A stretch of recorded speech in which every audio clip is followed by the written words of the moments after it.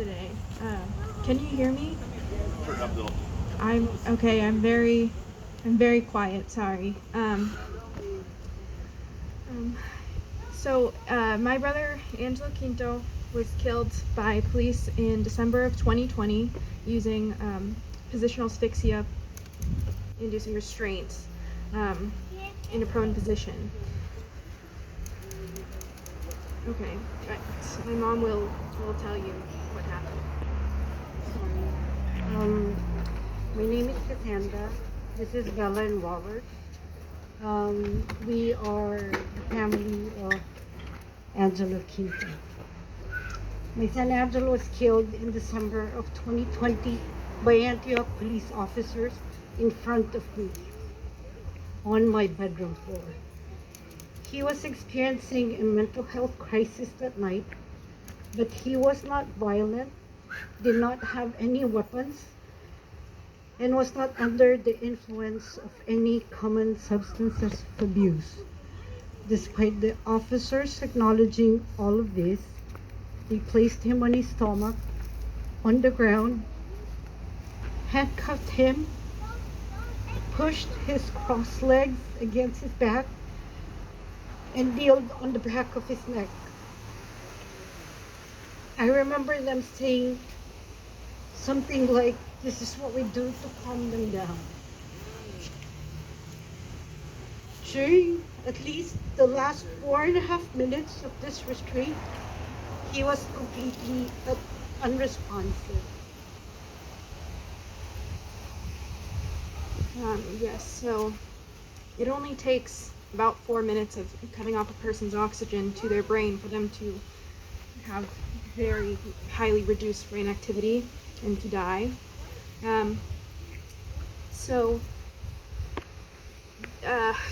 Where do I begin?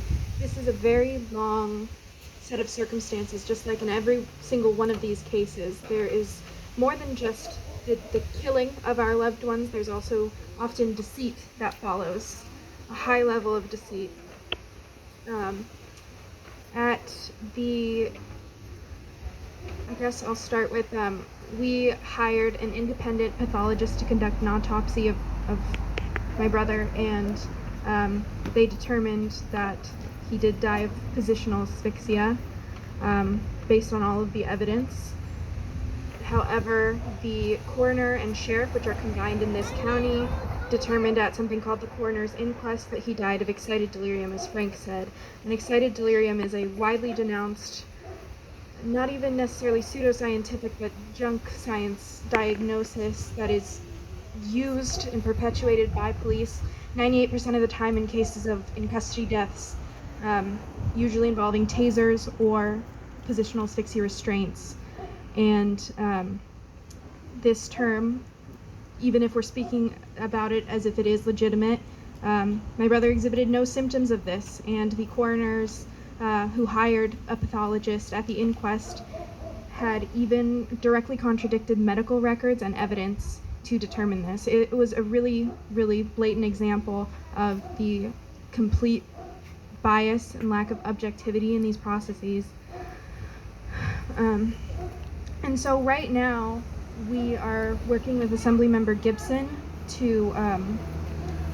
Mike Gibson to separate coroners and sheriffs, because sheriffs are overseeing coroners in 48 out of 58 counties in California, and they have the power to override medical professionals' investigations and their results of their autopsies.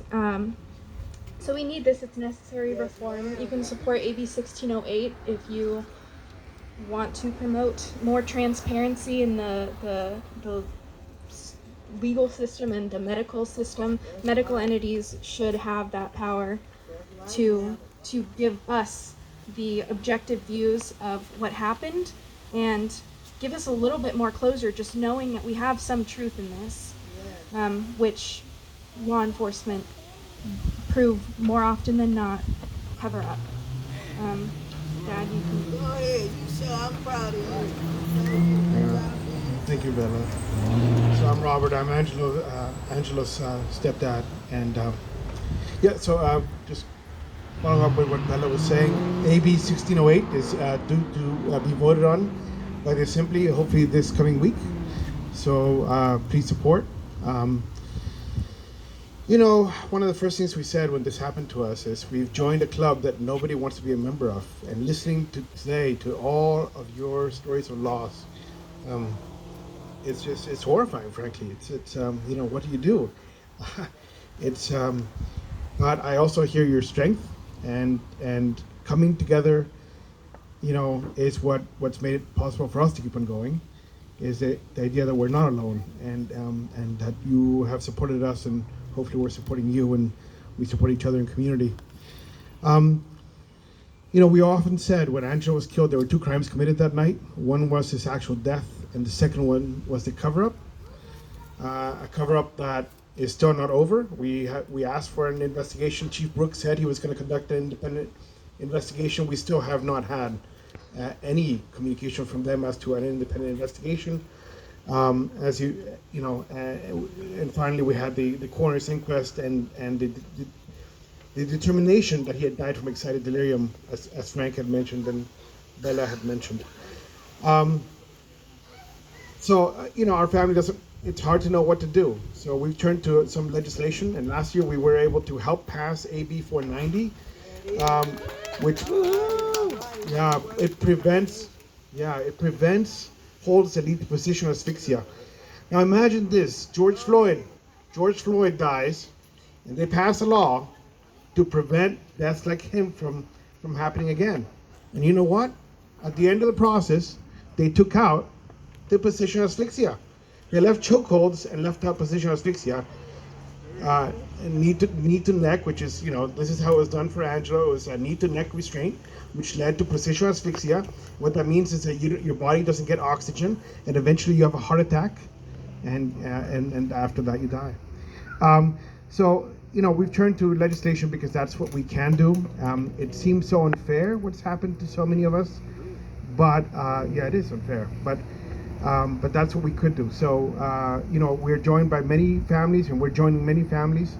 For example, in AB 1608, we are working with the families of Oscar Grant and Miles Hall to try to pass that piece of legislation. But it's never easy because there's always a lot of, you know, power behind law enforcement. So what we're really asking for is just transparency, accountability, and objectivity. And so one thing is we want our son's case to be investigated, and we want to find out what really happened. We want honesty about that. And then the second thing is to try to change systems so that it's not as easy to hide behind. So you don't. So with that, thank you, and we stand with you. And it's unfair, but we have each other, and we have the future, and we are strong. We are here. That shows how strong we are, because we're not silenced, and we're not letting go of our loved ones, and they are remembered here today. And yeah, we should definitely shout out all their names today before we leave, because the fact that all of you are here, we are here, means we don't forget, and we'll keep on going. So thank you.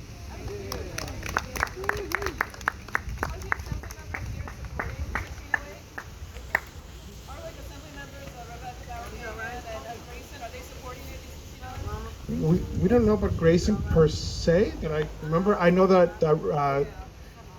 Rebecca Mauer-Khan is very supportive, and and it's been a great working relationship with Assemblymember Mike Gibson, who represents Compton and you know, the LA area. So he's been a valiant fighter for some kind of reform. So, and you know, I mean, I gotta say, you know, the other thing that I should, since I have a microphone, I do want to thank the efforts in Antioch. I mean, it's been an amazing year and a half in Antioch in the sense of you've joined a lot of people that have been working for change and who got elected for change. And, you know, that's made a difference. Doesn't bring Angelo back. You know, there's no way to bring him back. I do see Councilman Council Member Tamisha Torres Walker out here. She's been an ardent supporter of reforming Antioch and has done a lot for this. And I would say that Mayor Thorpe and also Councilmember Monica Wilson has also voted, and there's been some significant reforms over this past year. Body cams and dash cams. Antioch was one of 6 cities in California that did not have them. When this first happened, I was asking for the body cam and video cam recordings, just assuming that in California everyone would have this. That was completely opposed before this year. And so we've been fortunate to join other people who have been valiant fighters for this and who have taken a lot of flack, frankly. They've been attacked quite a bit. So I want to thank them for what's happening in Antioch. I think that also has given us a lot of hope that there is change possible. Again, it doesn't bring back Angelo. It doesn't bring back our loved ones. But we want to make sure it doesn't happen to the next person. And if they died, at least they should not be forgotten, and they should not die in vain. So we've made some progress, and so I want to thank the rest of the community here. Yeah, it's baby steps, but there's steps in the right direction. So thank you for, we're just happy that we have gotten to meet so many people with such people that are unafraid to put their names on the line and their careers on the line to make some changes. And they've been a long time coming, but we have seen some changes in Antioch, so we're happy with that. So, thank you.